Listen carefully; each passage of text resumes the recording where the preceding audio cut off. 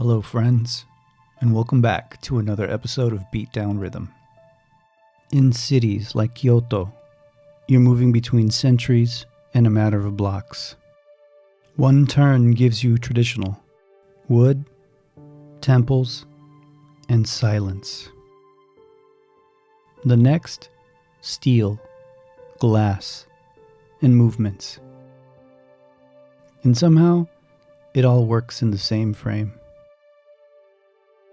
What does stand out is the discipline. People respect space. They move with awareness. Even in crowded areas, there's structure. That changes how you shoot. You're not fighting chaos. You're working with rhythm. Light here feels different too. It's softer in the mornings, cleaner in the evenings. Reflections matter. Shadows matter. Even negative space becomes part of the composition.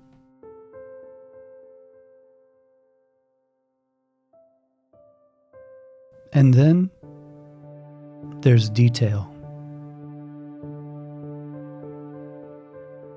Vending machines, alleyways, train stations, signage, things you'd normally overlook become subjects.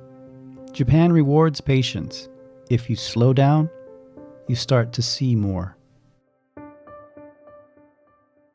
Hidden just minutes from Kyoto Station stands Higashi Hongan-ji, one of the largest wooden temple complexes in the world. Built in the early 1600s, this temple serves as the head temple of the Jodo Shinshu sect of Buddhism. A place not just for tourists, but for reflection, prayer, and everyday spiritual life in Japan.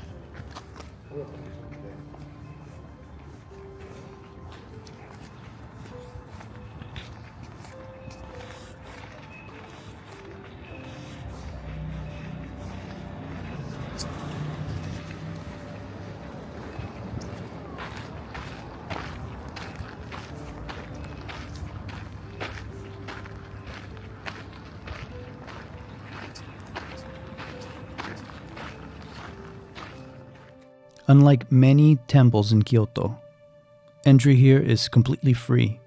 No gates, no tickets, just open space, designed to welcome anyone, whether you're religious or simply searching for a quiet moment.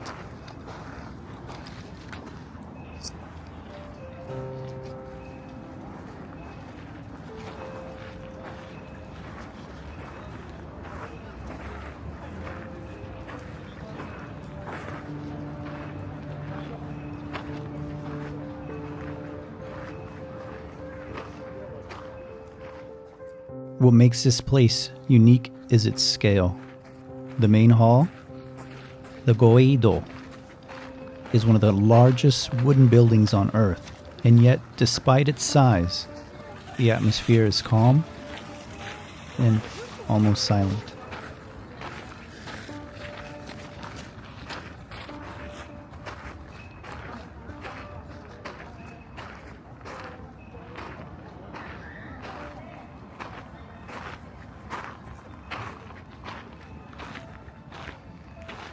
Visiting in autumn, like this, the golden ginkgo trees transform the entire courtyard into something unreal.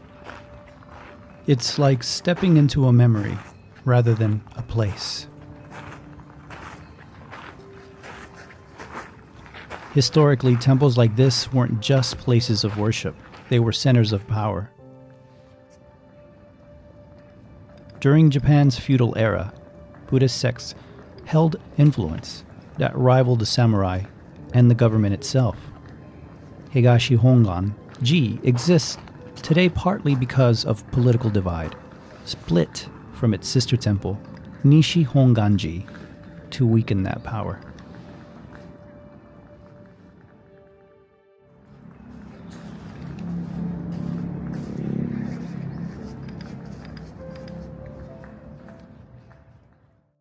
And then there are the quieter, more unsettling details. The temple was rebuilt multiple times after fires, which was common in Kyoto's history. But fire destruction and rebirth are deeply tied to Buddhist philosophy.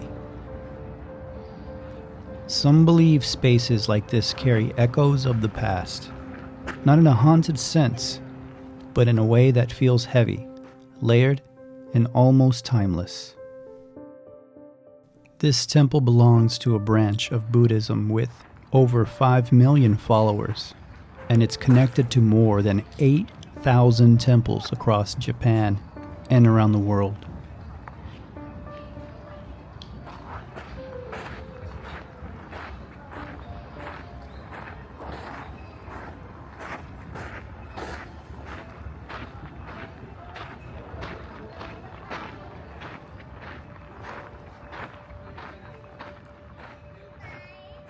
What you will find here are local worshippers attending daily prayers, monks conducting ceremonies, travelers looking for something quieter than Kyoto's more famous temples, and even students and creatives, people drawn to the space itself. There are even free guided temple walkthroughs led by monks, giving insight into the philosophy and history behind the halls.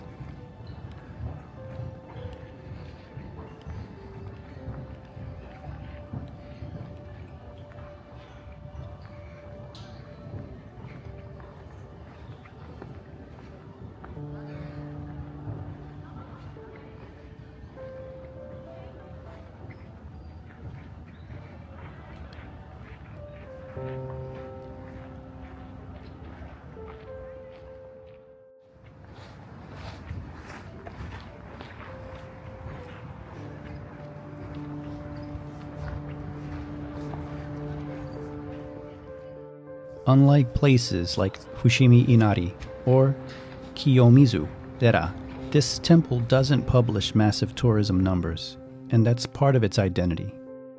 But it is still considered a major cultural site and popular destination in Kyoto, especially because of its central location near Kyoto Station, its free admission, and its status as head temple of a major Buddhist sect. So instead of overwhelming crowds, you get steady, respectful foot traffic.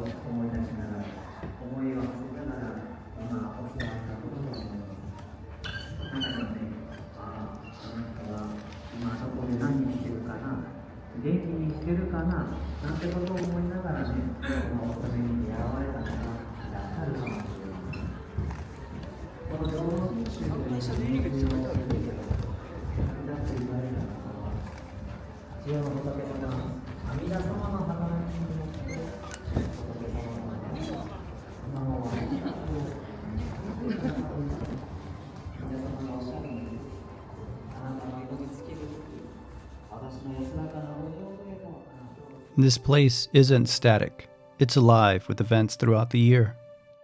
Spring services in April, autumn light-ups, cultural festivals, and pop-up markets in the plaza.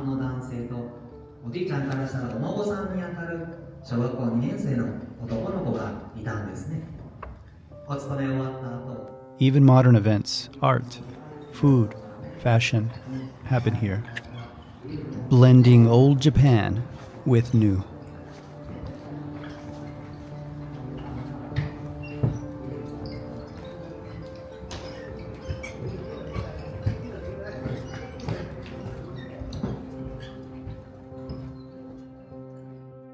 This temple has burned down and been rebuilt multiple times across centuries.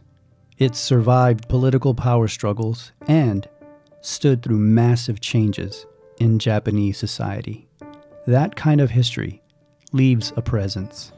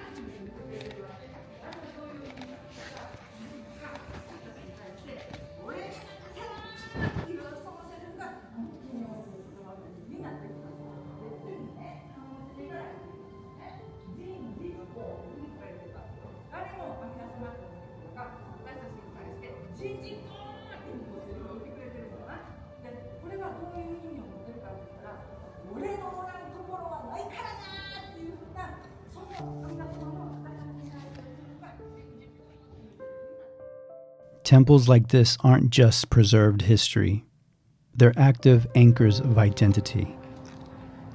They connect modern Japan to its spiritual roots. They serve as community gathering spaces, not just tourist attractions. And they represent a form of Buddhism that is accessible, simple, and grounded in everyday life.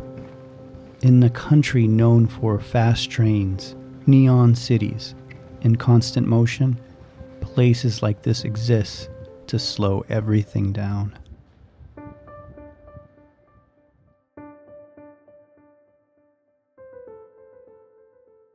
This place is filled with tranquility. The kind of place you don't rush. You walk it, frame it, and wait for something to line up.